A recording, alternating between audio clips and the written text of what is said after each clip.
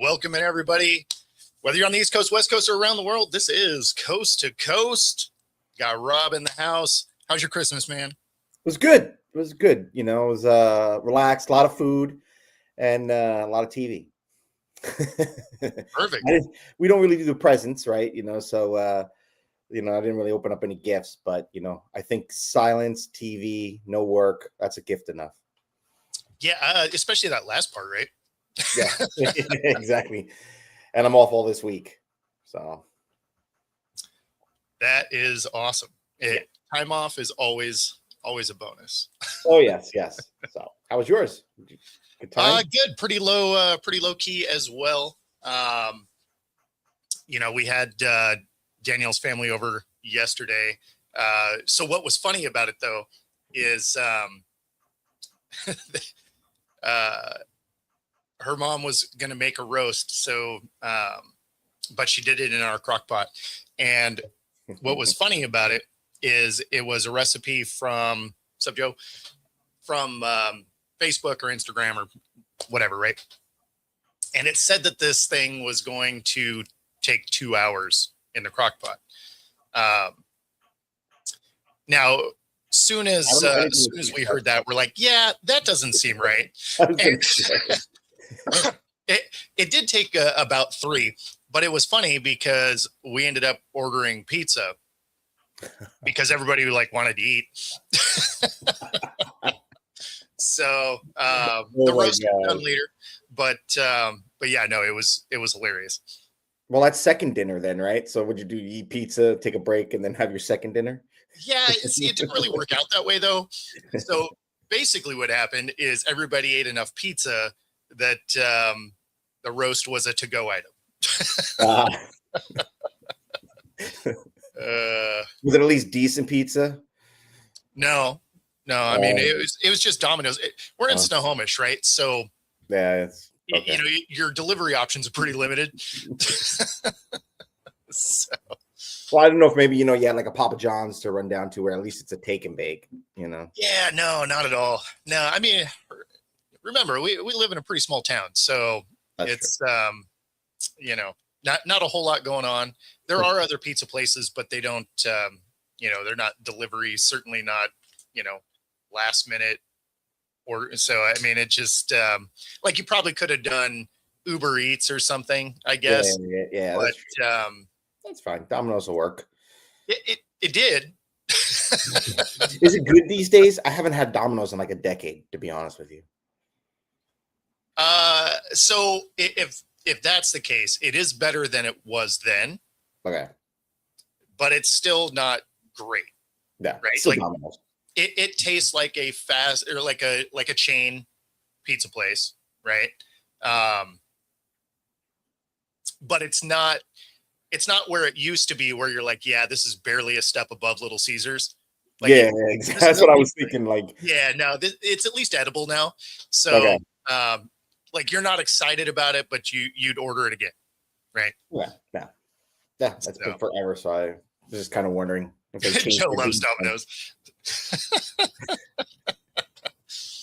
An Italian saying that's like, So saying Olive Garden is good, but yeah, go ahead. Football. So no, that's right? Actually exactly what I was going to say. Is a buddy of mine, Italian from Montreal, loves the Olive Garden, and his mom is from Italy, makes all the amazing food, and but loves the Olive Garden. So, I mean, I got no words for that. Well, I got words, but you can't say it on TV. We got Jay showing up. How about that? Sorry for my tardiness. I finally got the last family member out of the house about 4 minutes ago. It feels so funny. Man, I'm telling you, listen, there's nothing better than holidays where family comes and they just don't leave. Did you have a good holiday? You enjoy yourself? Oh man, it was awesome. Honestly, you can't ask for better. I'm not a cold weather person. Bo knows this. Everybody knows I'm not a cold weather person. So Christmas this year was about 75, 77 degrees. I think we made 2 big fire pits the last couple of days. And so I burned up, I think I burnt up about 3 quarts of wood in 2 days. I kid you not, man. It was crazy. but we're pyros at my house. I don't know, maybe if you're a pyro at your house, but I have literally perfected the perfect fire. Perfect, perfect fire, man. But it's all about aeration. You have to have a good airflow flows through the bottom of the fire. I learned this the last couple of days. I have honestly, I'm scared myself. You've learned this the last couple of days. Where have you been the last 50 years of your life, dude? Hey, last 50 years I had a lighter and I never had a fire pit. But it's been fun, man. How was y'all's Thanksgiving, man? What y'all do? Anything exciting? Here in the Northwest, we get real good at making fires because it's cold here a lot of the year. Yes. It has to be real hot because it has to fight the rain. Yeah. Yes, sir. Yes, sir. It's low key for over here. Like I was telling Bo, for me, it was Christmas Eve dinner with just mom. Daughter's out. She was over at her boyfriend's family. So just me and her for dinner. And then Christmas Day was football and food, leftovers and sleep, no work. So that's all the big thing. That's it, right? That's my Christmas. And Donna, the one thing I can do from the Olive Garden is I do like their soup, salad, and breadsticks lunch thing because they actually have a pretty solid minestrone soup. Hey, look, that endless salad and bottomless whatever it is soup. Donna, don't you ever speak bad about Olive Garden. Now, I have the rest of the literally food, lived on the bottomless salad and soup. That has saved my life, Donna. exactly. No, that is the only thing. Like they do have a good minestrone, and what I like about their minestrone soup is it isn't oily. So Yeah, I agree with you. I don't like it when it's super oily like that. I've had it like I have my aunt's Italian. She's married into my family, right? Obviously, I'm not Italian. I like nothing Italian. But my aunt, she married into our family, so a lot of her family is still in Italy. And then when they come down for like Thanksgiving, is usually the time they come down, and their food is good. It is. It's trust. This was really, but it can be a little oily sometimes. Are you trying to say that you don't like Italian food? I'm gonna kick you off the show. Like what? I didn't know. Oh no, listen. But they get mad at me because they feel like he's been eating Olive Garden. No, they get mad at me. If he wasn't They get mad at me. Here, Jay. Okay. No, listen. The one thing I've noticed that people frown upon is ordering veal. Oh my God, how can you eat this baby calf? No, the baby calf's going to die anyway. So why let it go to waste? If it's out there and it's edible, and Italian will serve it to me, damn, because I love a good veal marsala. You give me a veal marsala, man, I'm good. I'm good. That's the secret. Honestly, that's the secret to a good meatball is pork and veal. It's not beef. You don't put beef in the meatball. Really? Is that okay? I can see that because I guess maybe the tenderness from the veal makes it good, juicy. I would imagine. Yeah. There's also a. Some people put raisins, but don't do the raisins thing. There's I don't like raisins. More of a fat content too, so it helps get it to stick together. So no, that's the. You're. I know you're a meat guy, so if you next time you make some meatballs, do pork and veal. Oh, I definitely do some pork and veal. The problem is trying to find the veal sometimes because it's not like veal is just available at the grocery store. At least not that I've seen. I'm sure you have to go to, but maybe if you go to a butcher, I'm sure you'd be fine. Yeah. I have a butcher that's down the block who's really good, so that's where I get all my meat now.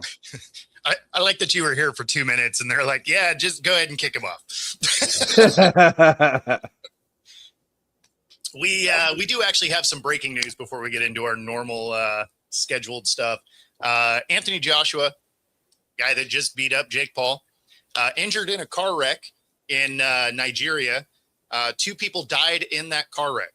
Now, he was in the back of the Lexus SUV, and it is believed that a tire blowout is what caused the wreck. They hit a stationary vehicle. He has minor injuries. They're not. Wow. They haven't released who the people that have died are or which car they were in. They listed it as a stationary vehicle, not a parked car, right? So it makes it sound like people in that vehicle, or there might have been people in that vehicle.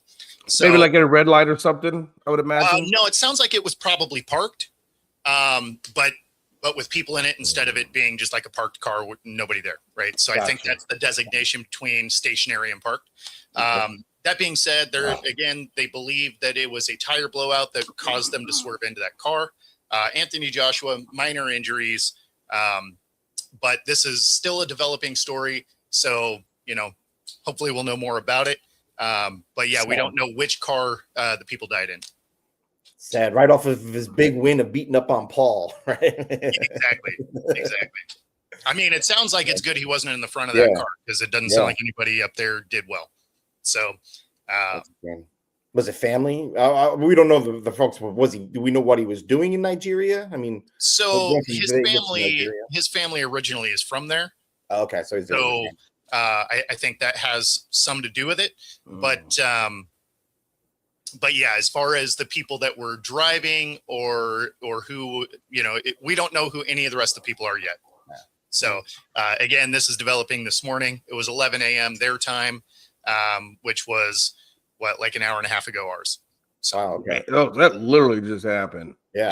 No, that's why I said this is breaking as we, basically that's what I was prepping before this show is, that story had just dropped. So it's a shame. Wow. Well, like you said, hopefully, sad for the people in front. At least he's healthy. Minor injuries doesn't end his career, and also not career-ending injuries, right? So that's another big thing too. And yeah, Jay, that's exactly right. He had minor injuries.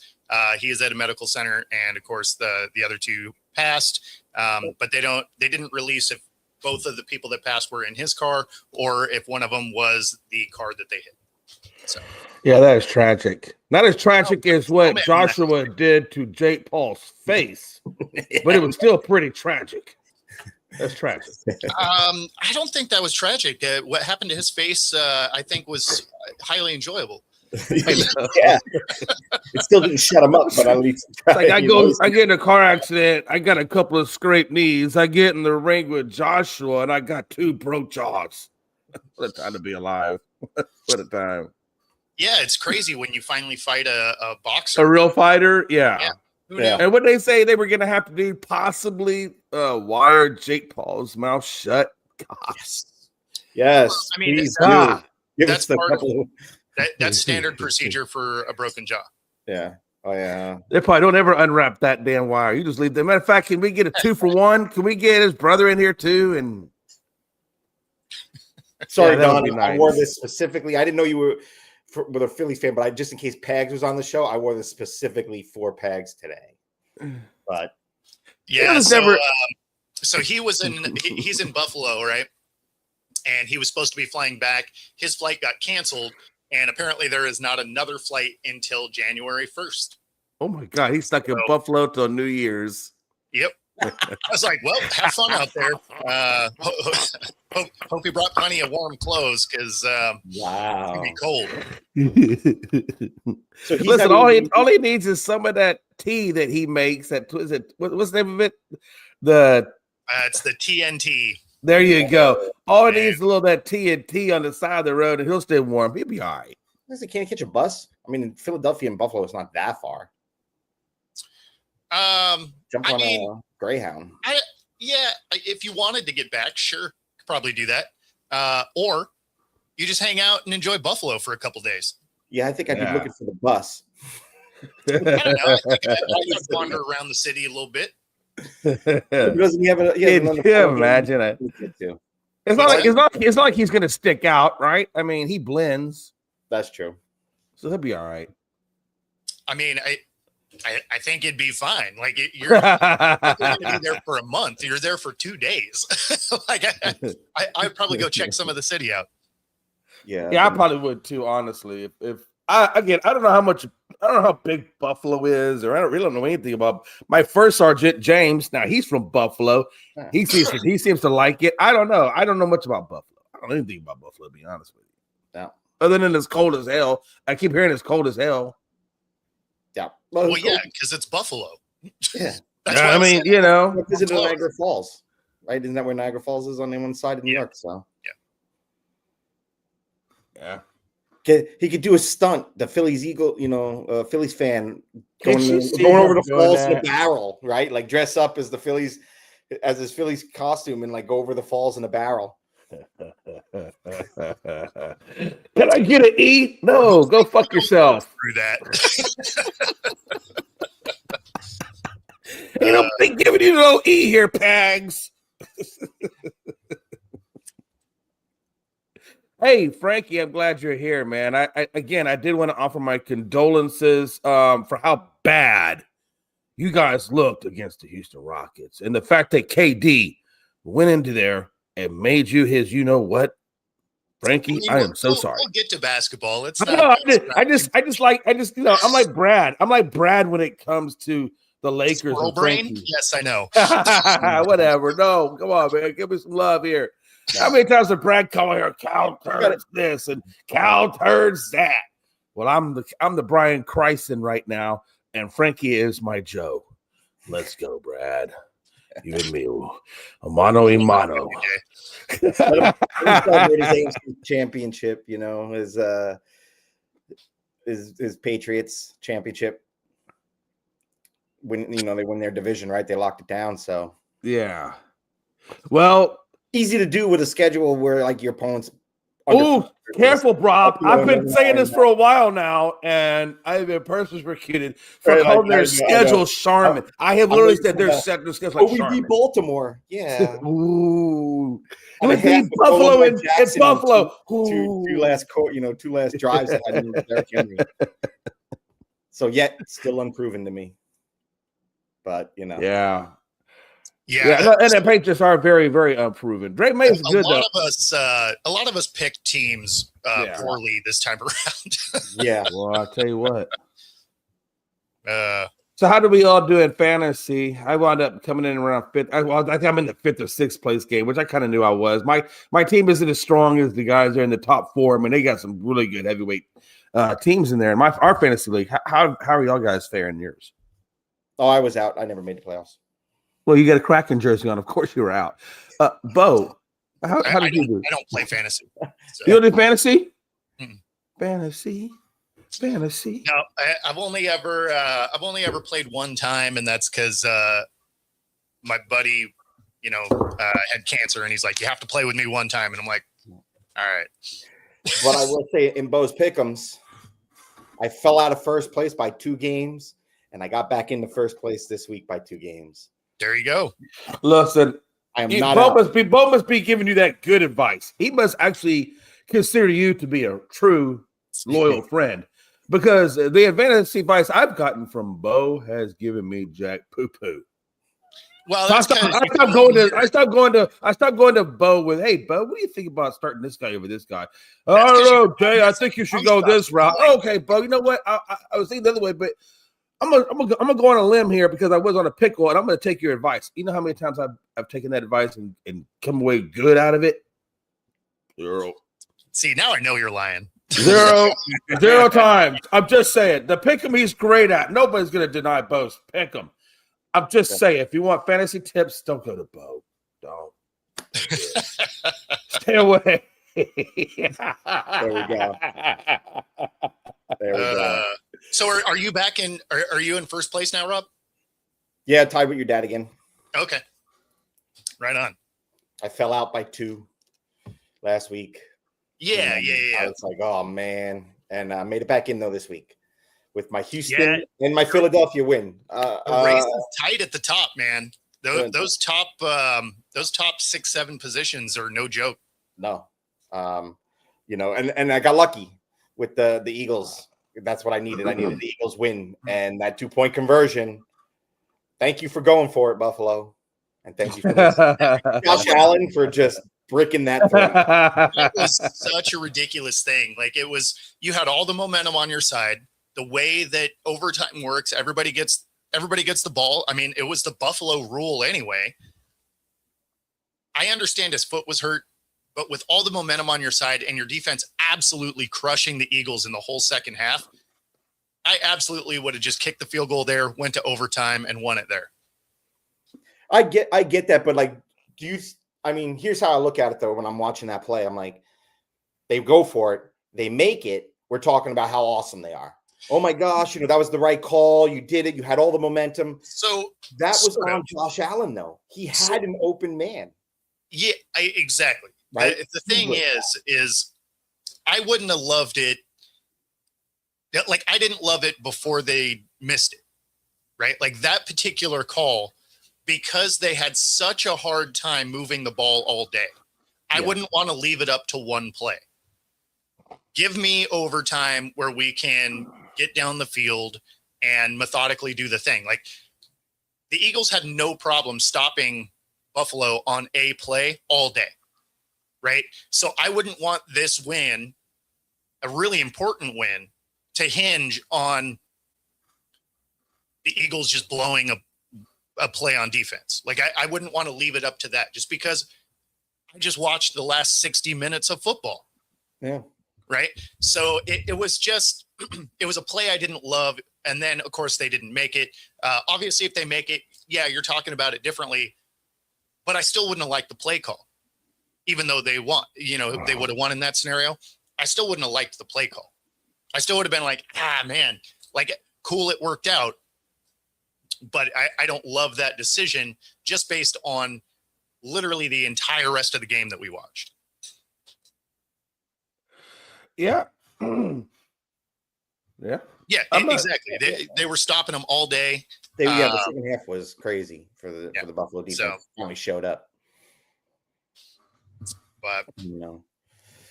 But I mean, yeah, they you could see Josh Allen. He cost them. To me, to me, it was all on him.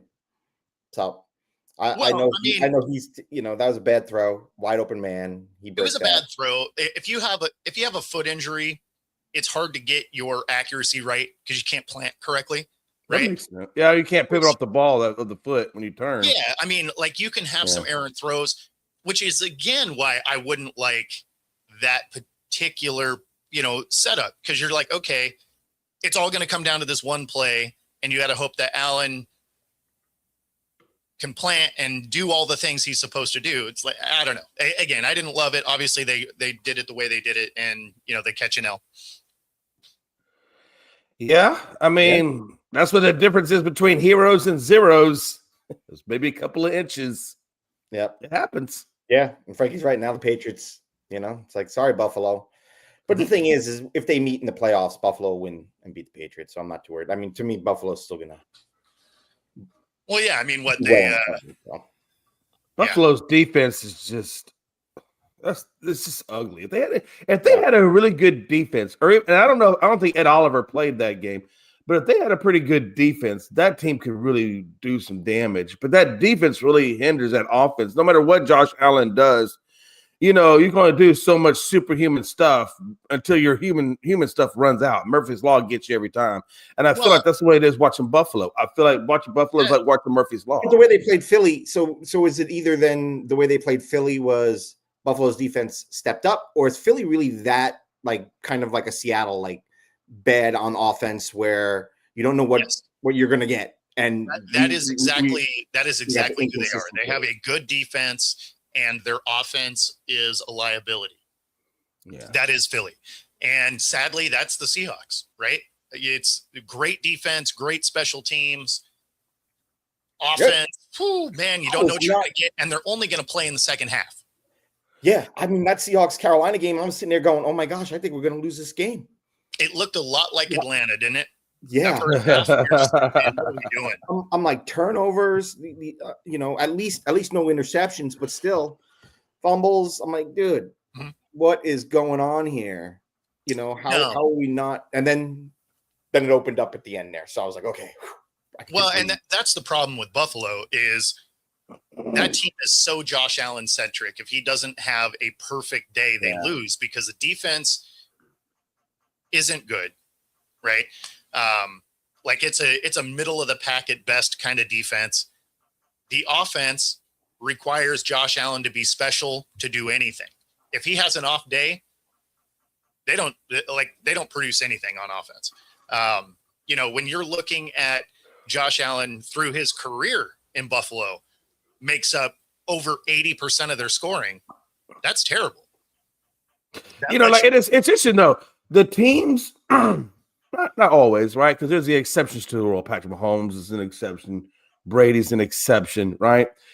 But 9 times out of 10, the ones that had those elite quarterbacks, like the Lamar Jacksons and whatnot, they typically don't. It's always the ones that are like the Trent Greens or Trent Dilfers that get those Super Bowl wins, or Nick Foles or whatever it is, because you know your team is so well balanced that you don't have to have that elite guy. And I feel like we need to have that elite guy. When the elite guy gets hurt, or has an off game, so does the rest of your team.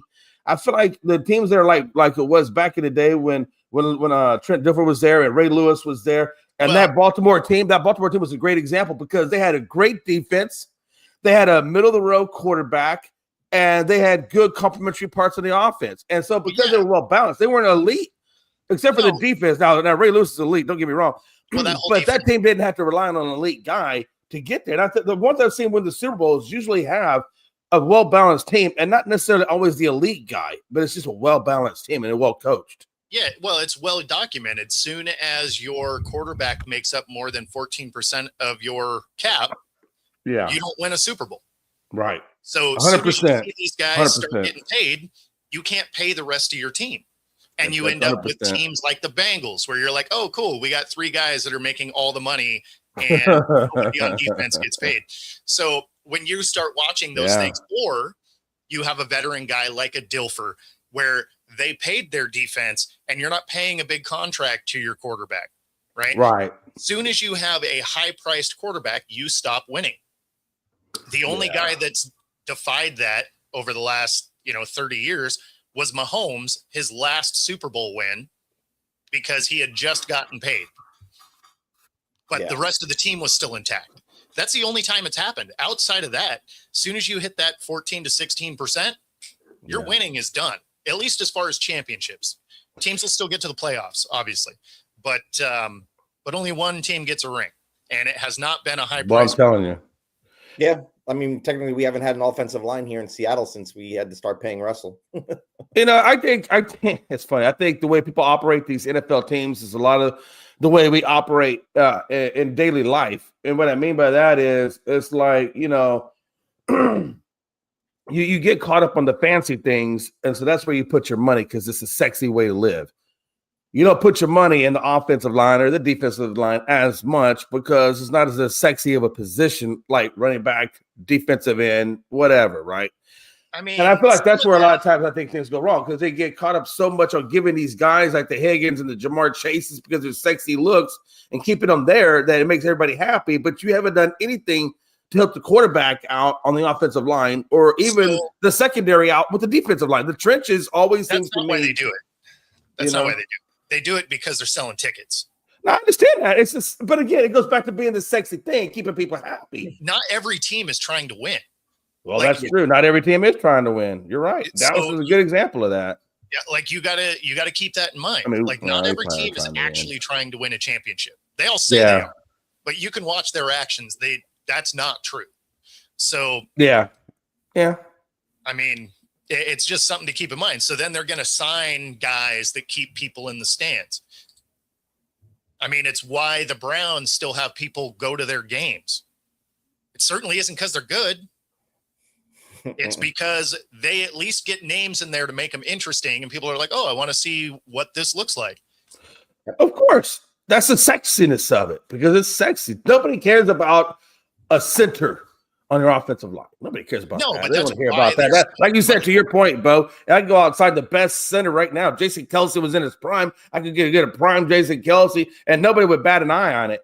But if I go get a halfway decent Stephon Diggs or whatever, people are going crazy. And you're right. It probably does sell tickets more than Jason Kelce would. Yeah, it sells tickets. It sells jerseys. Yeah, for sure. Ain't nobody wearing lineman jerseys. I've never seen anybody many unders when you traded in for Jimmy Glass, but you saw a bunch of Jimmy Glass jerseys afterwards. Yeah, right? I mean, once a lineman goes to the Hall of Fame, once a lineman goes to the Hall of Fame, then you see some of those jerseys out there. But when they're playing, ain't nobody buying those jerseys. Even though they're starters and they're required to have them, most of them aren't in a store. Like you could order it, but they're not on the shelf typically. So. It's crazy to me though. I just want to talk about the Lions real quick. How they got destroyed by Minnesota, and I mean, that Lions was such a weird team because you can see they have the talent, but they just can't keep it consistently all the way through. Yeah, and that's one thing. That's the only thing I think is really hurting Dan Campbell. And I don't know, man, was Ben Johnson just that damn good that when he left? That team lost its consistency. I mean, what do y'all think? No, so I had that same thought. When you're looking at the Lions, right? Yeah, you can say they had a lot of injuries last year too, and they did. But this year, you have all those injuries and you have new coordinators. And then 2/3 of the way through the season, you have Dan Campbell then take over play calling, which adds a whole different element to it. So, I mean, this was a team that was fighting an uphill battle the whole way. So them being inconsistent isn't a huge surprise. Their off days are so bad. That is a surprise. Yeah. I just, to go from 15 wins to, I mean, I think they peaked. I think that team has peaked. I think I don't think that they're gonna be competitive. Yeah, they're, especially now they're gonna start paying folks. I think we've seen our little Detroit run for a little bit. Yeah, no, they're on their decline. Yeah, like they had their chance. They did. They had 2 different cracks at it, and they couldn't get it done. And they're on the backside of it because they got to start paying guys. They're going to start losing talent. It's too bad, but it is. I feel bad for the fans of Detroit. I really do. I feel bad for them because they've come so close so many times, and they just can't, like you said, they can't get it done. And in the end, too, to me, it means that they lost the Stafford trade. Yeah, they didn't get their Super Bowl with Goff, and the Rams got one with Stafford, and who knows if they get one this year, right? So yeah, I would definitely say that they won the trade, sort of. I think Stafford won the trade. To be honest with you, I think Stafford's the one that got out of purgatory. Because could you imagine Stafford playing the way Stafford's playing, though? The Lions may not have gotten a Super Bowl, right? But they're at least a relevant team. Yeah. Because until Dan Campbell got there, and this is a wild stat, right? So the Lions came into the league in like 38, right? They hadn't had back-to-back double-digit winning seasons ever. Yeah. In their entire history. So you can you can say that they didn't win the trade because they didn't get a ring. But they're at least a consistent team now. And so I can't say they completely lost that trade because at least now they're watchable. Yeah. Well, that's what I was saying. I mean, I felt like they both got something good out of it, to your point, right? That we actually look at Detroit now and we take them a lot more serious now than we did before Goff got there. So I agree 100% that they both got what they wanted out of it, right? Probably got tickets, probably got butts in the seat for the Lions. So financially, I'm sure that team did quite well with that trade as well. I just say I think Stafford won it, but I also think Detroit really killed a large part of Stafford's career because you can't tell me this guy wasn't playing good the whole time. He just never was on a team that could go somewhere. And now he's on a team and a coach that can go somewhere. And you've seen what Stafford's doing. And now we're talking Stafford MVP. Now what? The second time now that he's been in that conversations and things like that. He was in those kinds of conversations back in Detroit. So that's why I feel like Stafford is the one. I feel like Stafford is the one that won that trade because he finally got out of that purgatory.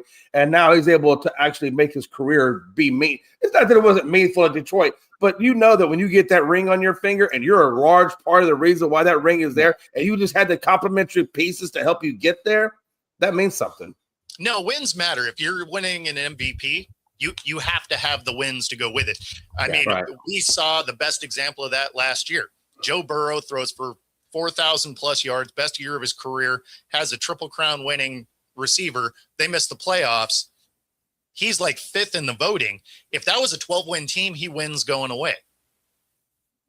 Wins matter if you want the MVP. Yeah. So you think so? What's I guess a shame too for Detroit is he had such a better career for the Rams. Now he's going to retire a Ram. I bet. Well, as soon as you win a ring with a team, you're going to retire with that team. Yeah.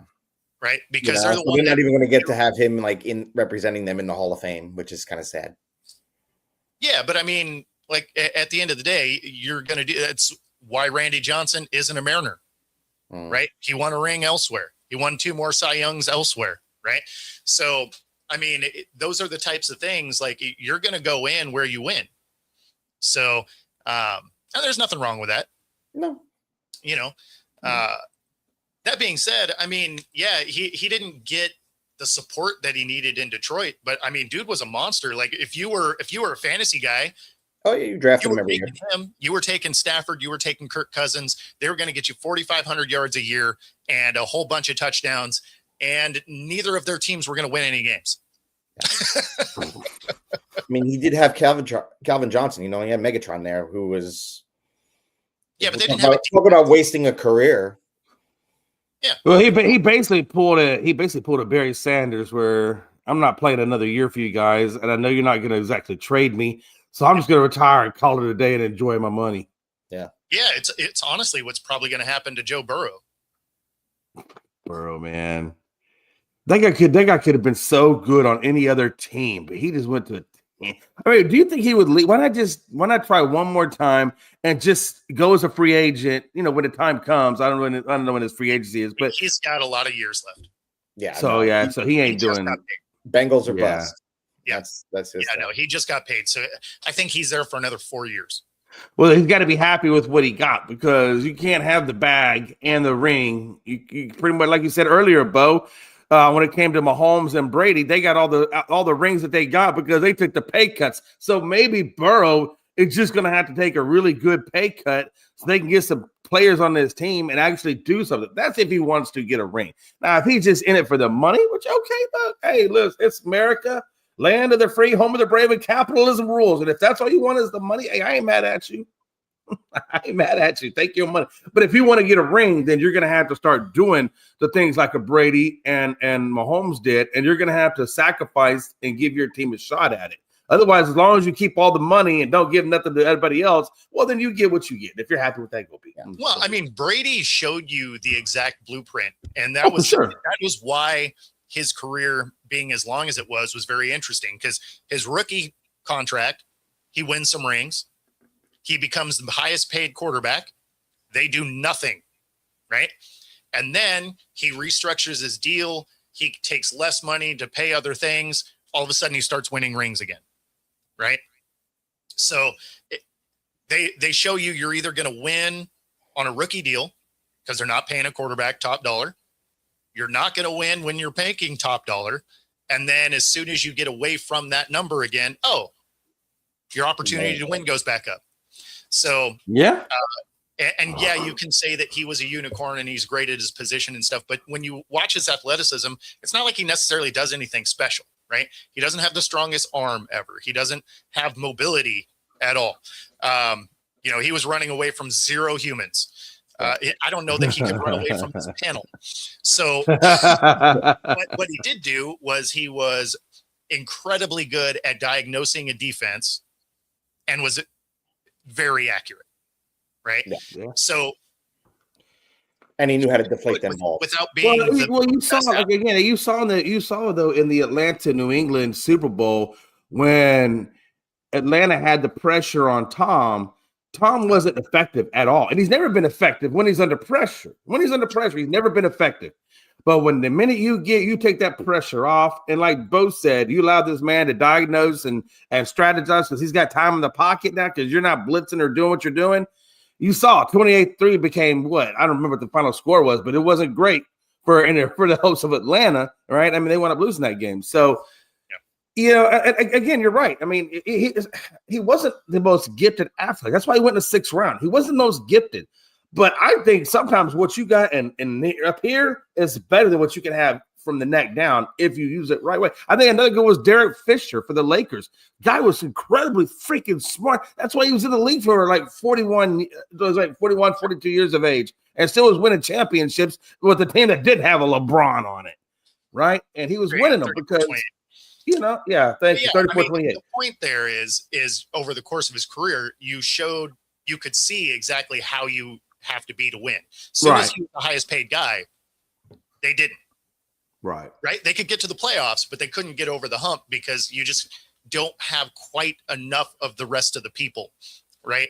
Soon as you are taking deals to funnel some of that money back in, or you're on that rookie deal where they can pay the defense and all of that. Because let's be honest, those first 3 rings was heavy on the defense. Yeah. Yeah. You know what I don't understand is if 3 guys who don't have any head coaching or even general manager experience in the NFL can figure out that paying 3 out of 22 people that much money, and you think you're going to compete? Like, I mean, I don't understand. 3 out of 22 actually sounds better than it is. You're talking about 3 out of 53. No, I only said 22 because I was just talking starters. I'm not talking backup or special teams or whatever the case may be. You're right. There's a lot more people than just that 22. I understand. I'm just saying, like, but I mean, but where do they like? What are they thinking though upstairs? But what are they thinking business wise? They're not. That GM should have been fired. Like that GM should have been fired a couple years ago.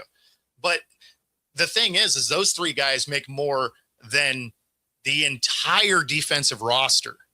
So it's not like just the 11 defenders. It's literally every defensive player, right, and special teamer that plays some defense. And you also, don't count out special teams because that's how Seahawks are winning. You know what I would say? You know what I would say if I was Zach Taylor? I'd walk into that room before we go out to practice, fellas. A couple of changes here. We're gonna tweak things up a little bit differently here. So Jamar, T, Joe, you 3 guys. I need to see in my office real quick. Everybody else, go to your normal positions. Start practicing. I need to see you 3 in my office. All right, look, Joe, look, T, look, Jamar. We have paid you more than everybody out there that's playing defense right now. So here's how I see we make this thing work. We're going to have to pay you 2 for 1. So what you're going to have to do is you're going to have to go out there and pair up with a defensive secondary person and or safety, depending on how froggy you feel.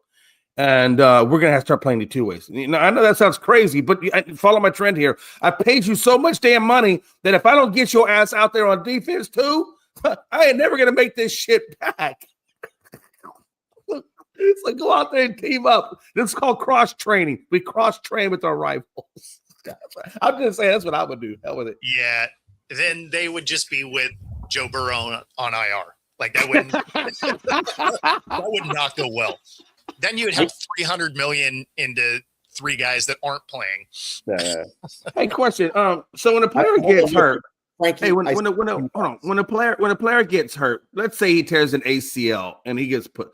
I'm assuming that does not affect his game checks because his availability was due to a work-related injury. I'm assuming. You don't get game checks.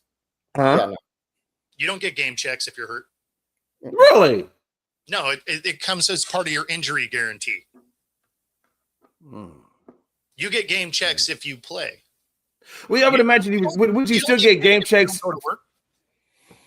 So would you still get game checks though? Because they got guaranteed money, and so they still should get that guaranteed money. You whatever guarantee. Whatever that comes out to be per year, right? You would still get that if you're hurt. So let's say you're out for a year, you may still get a little bit of money from that guarantee. He just wouldn't get normal. So the money that you get nothing from the game because you didn't play in the game. You get injury guaranteed money. You get signing bonuses. You get those kind of guarantees. You don't get the game checks because you're not in the game. Now, usually if there's an injury, the injury guarantee might give you some of a percentage of a game check, but generally it's its own thing written into it. Yeah. This is where I think those endorsement dollars and reputation really come in to help you because, like I said, I think even if you get hurt, you still got your endorsement money coming in, so you can still live. And that endorsement money can be really nice, depending on, I guess, how level your stature is in the NFL community. Yeah, but if you're a top level guy, sure. Some of those endorsement checks could be nice. I mean, there's a lot of players. That's why a lot of these big guys should be taking their endorsement money, less salaries, so that they can spread the money around and win football games. Like that's also probably why Tom Brady was also willing to take a little bit of a pay cut because he was making hand over fist dollars in, outside. You're right. Because it does. Once they leave the game, they're still going to get paid. Yeah. It also didn't hurt that his wife was worth $1 billion. Yeah. So. And look like Marshawn Lynch. Marshawn never cashed a check. Never cashed any of his checks. He made so much money. He made enough money to live off of endorsements and all that. Lynch never cashed a game check. Yeah. Well, he cashed them. He didn't spend them. Yeah. I mean, he deposited them, but he didn't spend them. But Marshawn Lynch was that same kind of guy. Marshawn saved. He never spent a game check. Like Bo said, he invested it. I'm sure he put it into stocks he was very smart with his money. Yeah, but Marshawn wasn't spending them game checks when he was playing. which is like you said, Bo said, that's incredible. And if you have endorsement deals that are good enough, you should be able to just live off your endorsements and then just save your game checks, or vice versa, live off your game checks and then keep your whatever one's bigger. I would imagine. No, Skittles gave him those things, man. As soon as it came out that he liked Skittles, like they had him in ads, they had him on all kinds of stuff. Free advertisement for them. They didn't have to pay him. They just fed him Skittles. Hey, and who does it? And if you're Marshawn, you're getting Skittles and money for it. So I think Frankie needs to be on the show at some point. No. Take it from me. Frankie does not need to be on this show. Frankie come on this show, it's gonna be hell. So this, Scott, this is Stafford's MVP to lose. If him and May's stats are even close, Stafford wins. Yeah. Because this is a voting game and it becomes a legacy award more than anything else. I think it's so dumb. Well, I mean, it is what it is. I get voting. It's voting. Yeah, no, I get it. That's all it is. So if the numbers are close, so all he has to do is not be bad in this game.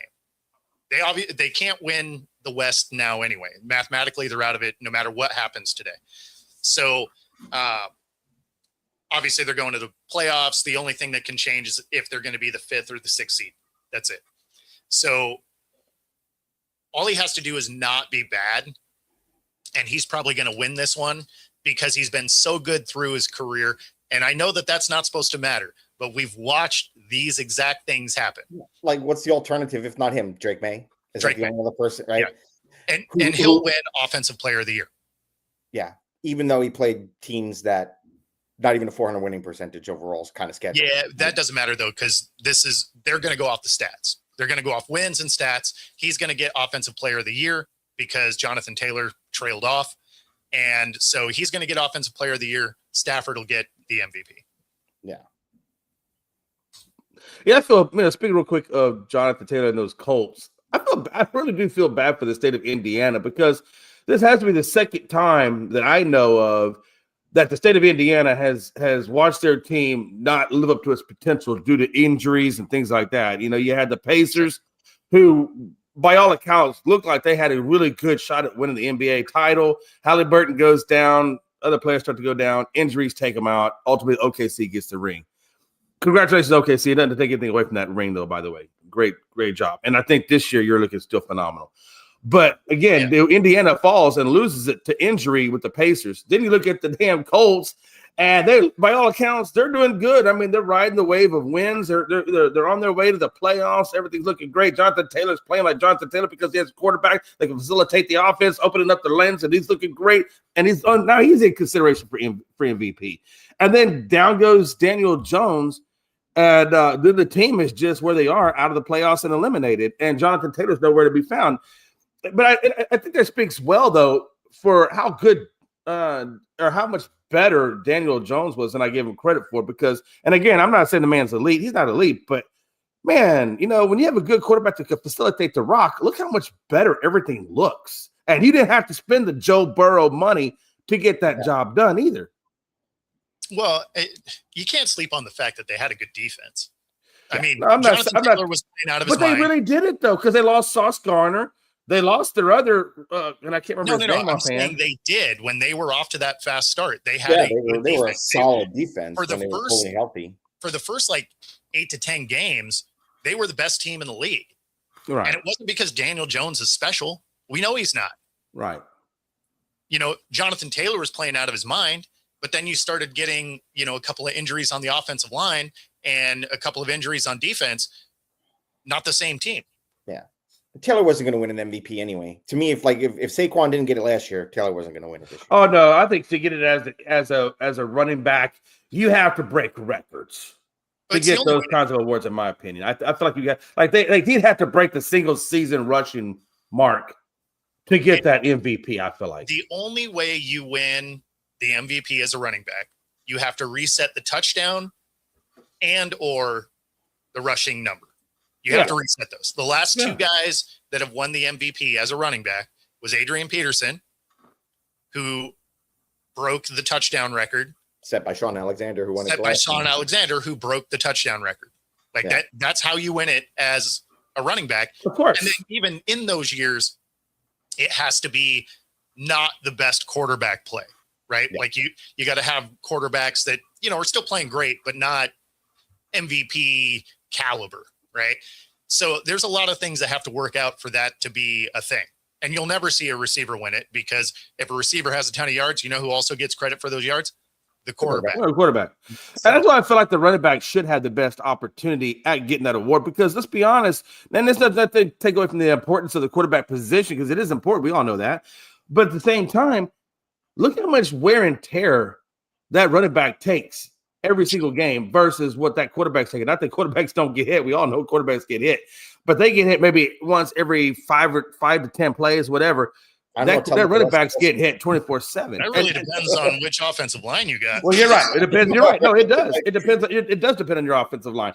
But by and large, though, on average, sometimes you're just rolling around in the grass the whole game. but you know what I'm saying? But by and large, on average, that running back takes a lot of abuse night in and night out, man. And so when they get them yards that they do get, I feel like there's not enough emphasis put on what it takes to get those yards. Now, you could also, by that same caveat, say, well, Jay, the offensive line did open up a couple of holes, give them some of them. And you're right, they do. But I've also seen running backs that didn't have them holes that still managed to get 2nd or 3 and 4 yards after the carry, or after being touched. I just feel like that's an underrated position, right? I mean, they don't pay them. Remember what running backs were getting paid less than $10 million a year? Yeah, for a job that works them like donkeys and mules. I mean, there's a mule of the team. Didn't Henry, wasn't Saquon's deal too, when he put up those numbers, like $9 million for his year or $8 million for the year? Yeah, right? It was Henry's like under 10 million. 10 and a half. It's like 10 and a half. I thought Derek was Henry was around 9 million for Baltimore. It was.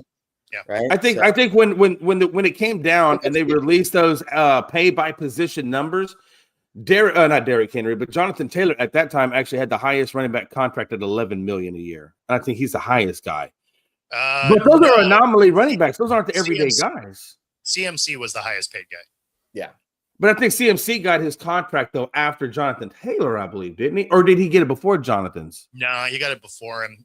Which probably makes sense, because then the number came out where the average offensive lineman was going to be paid under 10. And I think Jonathan Taylor, after that article came out, he did get 11 million. And then everybody kind of fell back to that 8 or 9 million range.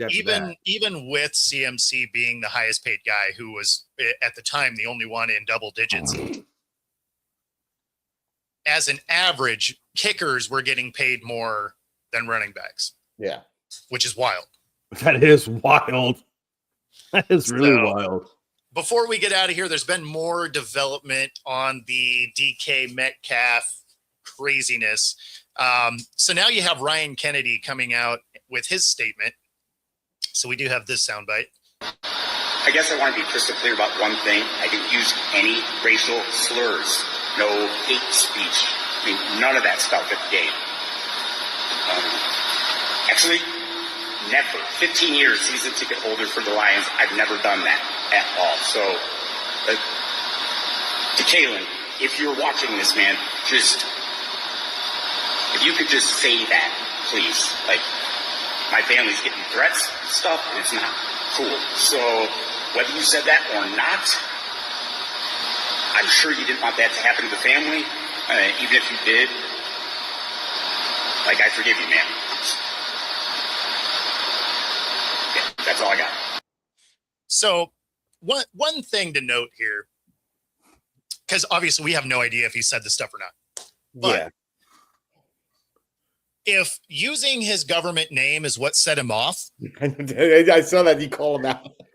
This is probably not the spot where you're like, hey, let me double down on this when I'm trying to ask you to maybe retract a statement.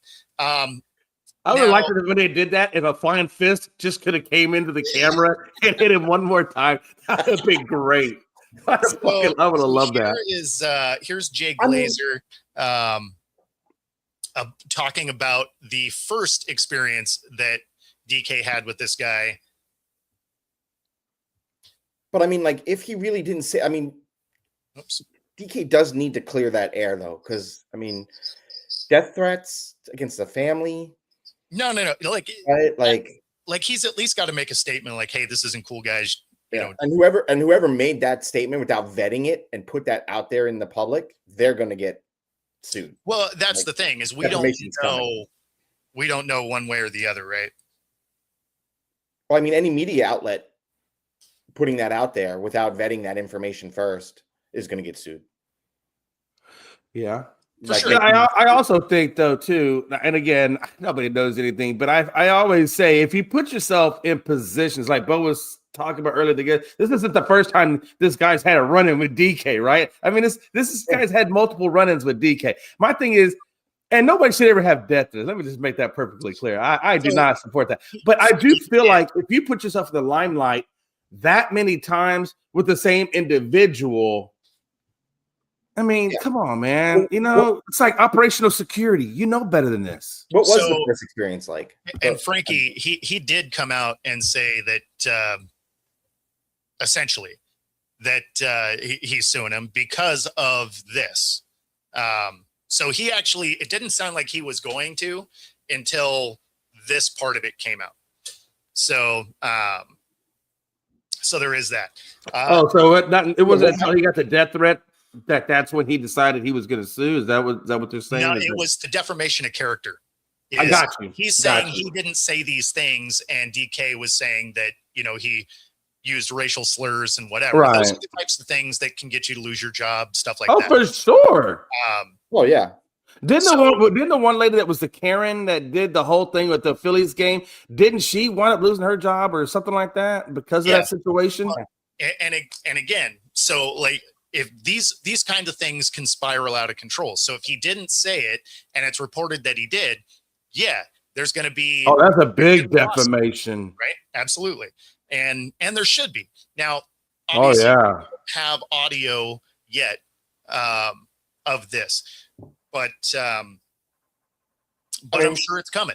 When he got into it the first time with this fan, was it over the same thing using the name, or was it something different? That's this audio clip right here. Maybe. The hell. Right. Rob, you'll have to excuse us. Bo is normally 9 times out of 10. He's on rock, on the ball, like his stuff's on point. I know. He's T-mooing it right now, right?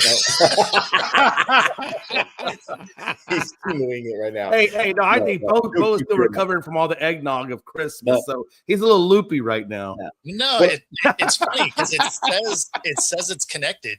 Yeah, but I mean, but while he's bringing that up anyway, I was going to, talking about DK and even the comments about, you're right, like Scott saying, DK shouldn't have gone over there. Nobody should have even let him walk over there. Like nobody was around to even stop him. Like, we were talking about the other day, like he walked over there looking like, it looked like at first he was walking over there to have a conversation, because it just kind of, he like casually strolled over there. And then he took a swing at him. Nobody on the field, there's nobody down there going, dude, don't listen. If that guy's actually cursing at him or saying nasty things, right? Like nobody's saying stay away from him, don't go over there, don't get involved. They just let him go, And he did what a lot of other players would do: get in his head. It won't play because he's famous for that. That's that's why I feel like we won the trade just because we got rid of the. Basically, they're saying that in the past, he has said these things before. So that's what was alleged against him before, and it sounds like other people in the stands took DK's side last time. This time, it sounds like people around him said he didn't say it. So obviously, it's a he said, she said. Nobody really knows. The one thing that is very interesting about it is exactly. Pags sabotaged my I don't know why it said it was playing, but it just wasn't getting audio. But the development that is new for today is because they were able to get rid of his guaranteed money, right? They could take away his $45 million. The Steelers have opted not to do that. So essentially they're saying, hey, you're our guy. We're moving forward with you. And so they opted out of the option to get rid of all of his guaranteed money. So this is not going to cost him that $45 million in guarantees. Now, he still could have earned that, right? So it's not like it would have lost him that money. He's still going to lose $500,000 in game checks, though. And certainly if it gets found out that he didn't say these racial slurs, he's going to lose a few $1 million in court. Oh yeah. Oh yeah, yeah. You know that guy's not going to play around. But I also feel like, like you said a second ago, Rob, where he just casually walks over and then grabs this guy and swings on him. I mean, who does that? Nobody in their right mind. I don't think DK. That sounds like something that Antonio Brown might do, not something that DK Metcalf would do. And I don't know DK on that level, but I've just never seen anything from DK that would. I mean, this doesn't make sense. Why would a man just roll over to? You know what I'm saying? Makes total sense with DK. It also makes sense that he's a Steeler. And so, whoops, wrong one. So there's nothing wrong with trash talk. It's when it gets to that level. You know, that's where it becomes an issue when it's racial slurs, stuff like that. Vulgarity is what supposed they to get in their head. Like as a fan, that's what you're supposed to do. That's what home field advantage is. But does it ever work out like that? I'm sorry. In the fantasy world where we're Mr. Rogers' neighborhood, it probably does. But I live in the real world, and I know, Bo, you live in the real. Rob, I know you're wearing a Kraken, and you definitely live in the real world. And Pags is out there in Buffalo roaming the streets. He's definitely in the real world. Fans mess with players all the time. My thing is, though, but you know, though, that and maybe they know how to banter with each other because they had that kind of whatever.